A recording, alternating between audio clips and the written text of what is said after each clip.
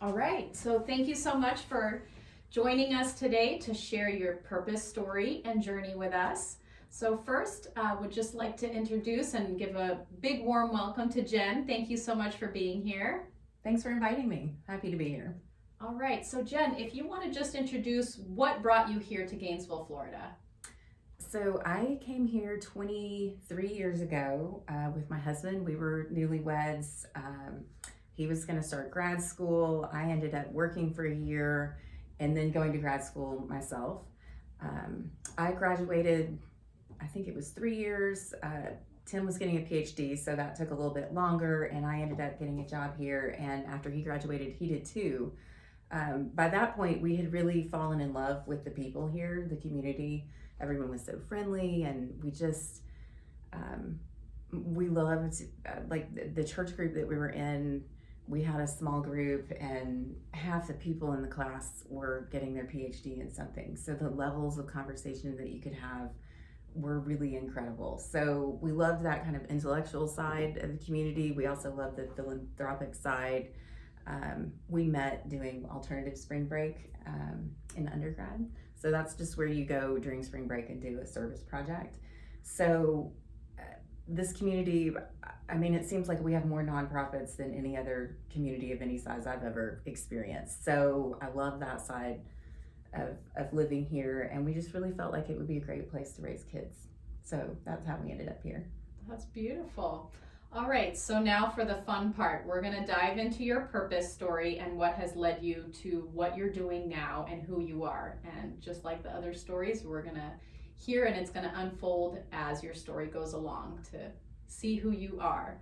So if you want to just take us back to the first moments, even if at that moment you weren't so clear. So your first aha moments up to where we are today. So I've had, did you want me to face this way, or where do you, okay, to the camera. So I'm running for office now for County Commission, District 3 in Alachua County. But the way I got here is probably pretty different than the way most people come about getting into politics. So my undergrad degree is in fine art. I have a BFA in sculpture. Then when we moved here, I got my master's in interior design, specializing in historic preservation of the recent past, which is basically mid-century modern.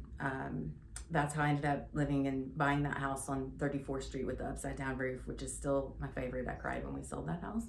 But Jonathan Mills is a great steward of that property. So that was kind of already a lot of changes, but I felt like I worked as an architectural historian, so I learned how to write, and I got to know the history of Florida. I had to survey, very expensive areas like down in Palm Beach, but then I also did a lot of North Central Florida, small towns and kind of historic cracker homes and things like that, documenting them. It's also, when I worked as an architectural historian, is when I learned a lot about federal contracts and the way developers operate within the state. So that was kind of an unexpected learning opportunity that I got to do through that. Then once, and I think a lot of women go through this, I had my first child. Since I'd already had a lot of changes in my career, my family encouraged me. They said, why don't you go back to your artwork? Because I really was missing that very creative side. I couldn't, it was a lot of technical writing, so it wasn't really tapping into the creative side that I enjoyed.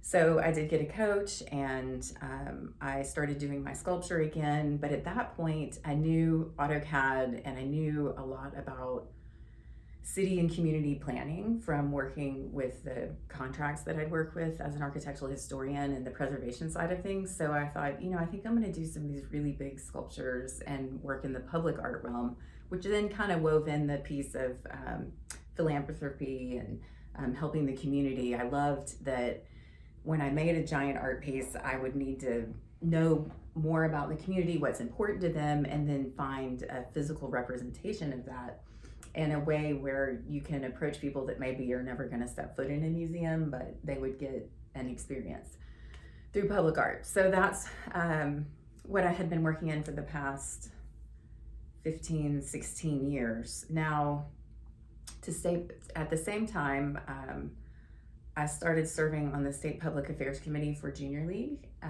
as part of my community service work. And I started going to Tallahassee and understanding how bills are passed, how our state government works. And I loved it. I mean, I really loved being able to take an issue, and usually we dealt in bipartisan issues. Like it might be a few years ago, we were trying to repeal the pink tax on feminine products. So we would go and just talk with the representatives who were all great. We had a great relationship with, at that point, it was at first Representative Perry, and then Senator Perry, and then Representative Clemens. They were really, it was very easy to talk with them. I was kind of nervous at first, but they were very approachable and interested in helping the community. So I loved that, seeing that side of things. And we were able to get things done. We no longer have a pink tax in our state, which is great. We shouldn't be taxing feminine products. That's I can't believe it took us that long to get there, but we did, and it wasn't a hard sell. Like a lot of the legislators were agreed, that's ridiculous, we shouldn't tax those.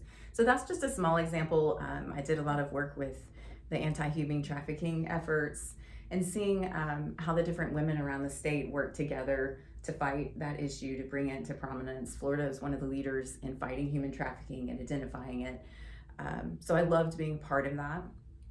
So that's kind of how I got to the point where I got the nerve to say, hey, I could do this. I could be, I could go into politics and be a representative. But because of my background in knowing more about development and with some of the projects I'd had with DOT when I was working as an architectural historian, it just made a lot of sense for me to run at this local level. And especially being involved with a lot of nonprofits in town, that helped as well. Kind of really getting to know what are the issues that our community is facing, and what is government's role, what is government's best role in helping to address those issues to the benefit of everyone in the community. So that's kind of how I got here. And I talk with a lot of other women about, hey, have you ever thought about running for office? And I get a lot of ladies that say, oh my gosh, I could never do that. I could never do that. And I just encourage them, well, I mean, yeah, actually you could. I mean, I've been to Tallahassee, and there's some people, not our representatives are great, but it's for some from the other places. And I was like, if they could do it, I could do it, and you definitely could do it. So just encouraging women to think about that as an option. Awesome.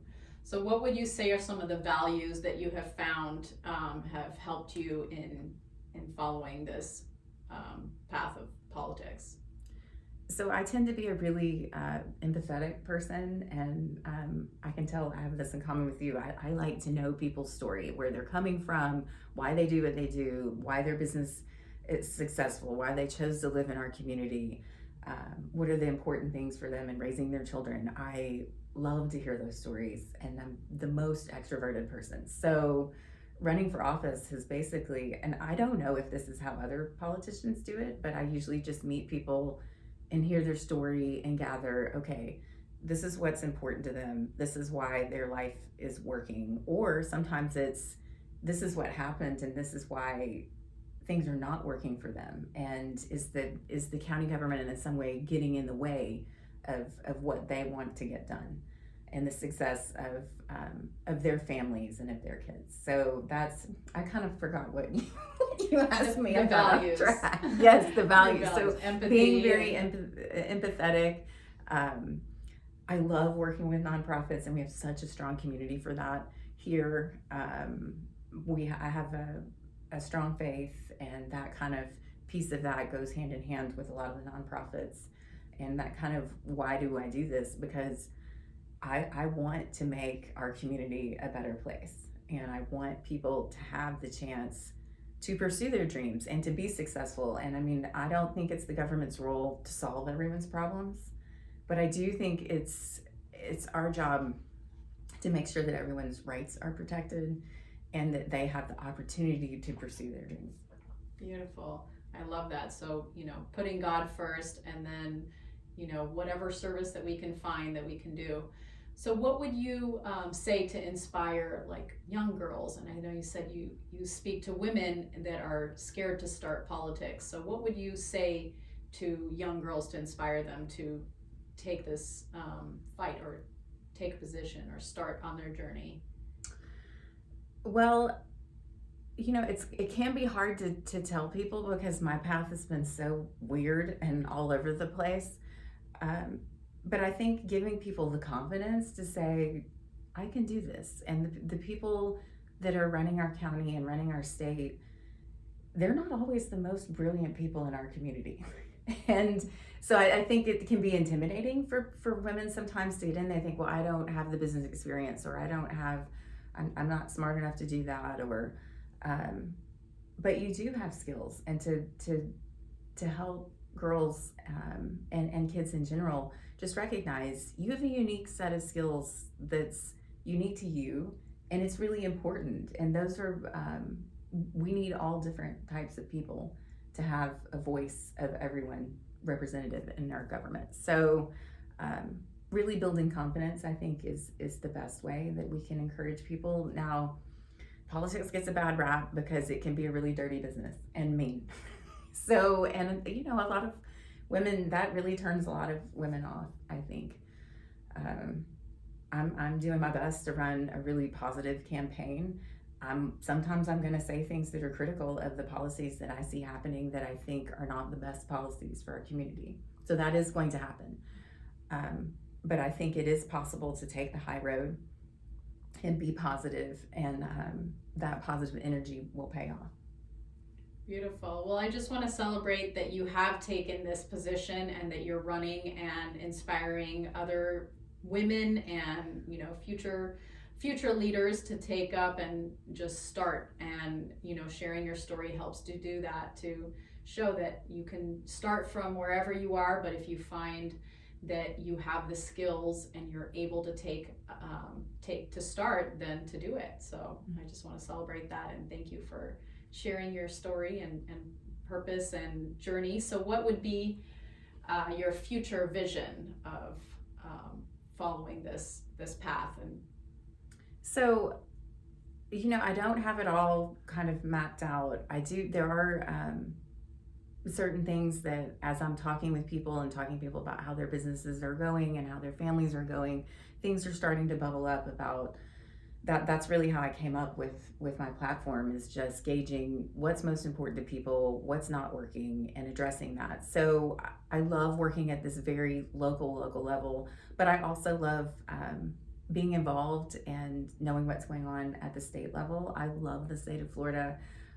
I love how accessible our government is. If there's a bill coming up and you have strong feelings on it, you can take yourself right down there to Tallahassee in front of one of those committees and fill out a form. I can teach you if anyone's interested. It's not hard. You just fill out this form and you get your 3 minutes, I believe it is, to stand up in front of that committee and say, this is why I really like this is why it should happen, or this is what's bad, or these are the unintended consequences that might happen if you pass this. So I love how accessible our state is.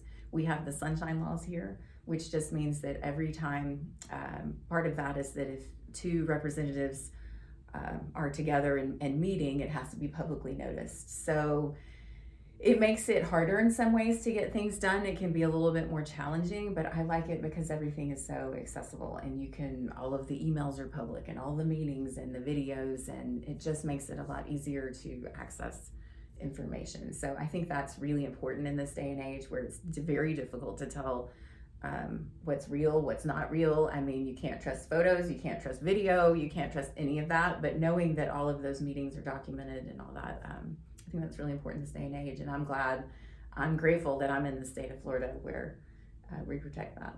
That's beautiful. Well, thank you so much for sharing. And how can people reach out to learn more about you? What is your website? So for the campaign, I have JennGarretCampaign.com. You can also reach out to me on Facebook or on Instagram. On Instagram, it's Jenn G for District 3, and it's the number 3, and Jenn has 2 N's in it. So that's the best way to find out where I am day to day. And it's usually a little bit about policy, usually a little bit about what's going on in the news, and a little bit about what it's like to campaign. If anyone's interested in running for office, I'm always happy to talk to you about that and tell you my experience. I know that running a campaign sounds like the worst thing ever, but I actually enjoy it. I don't know what's wrong with me that I enjoy it, but I think it's just being very extroverted and hearing the stories just like what you're doing here. I love that. So I'm honored to have the chance to run and to have the support of my family and friends that said, yeah, that's crazy that you want to do that, but you should do it. So thank you, family and friends. Yeah. If you could just share the one thing that made you make that decision to start. It was being involved in Junior League State Public Affairs. So that's a group of ladies that meet from junior leagues all over the state, and we go and meet in different towns, and then in Tallahassee during session we meet there, and they give you all the training you need about the issues that are at hand and the bills that are priority bills.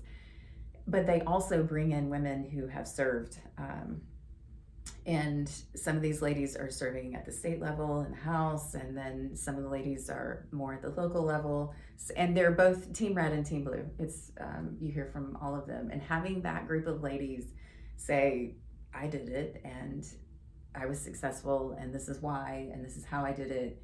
It really gives you the confidence to say, I think I can do that too, and maybe this is what I'm supposed to do, just to take this information that I've been given and these opportunities I've been given and give back in that way. Beautiful. Thank you so much, Jen. Thank you.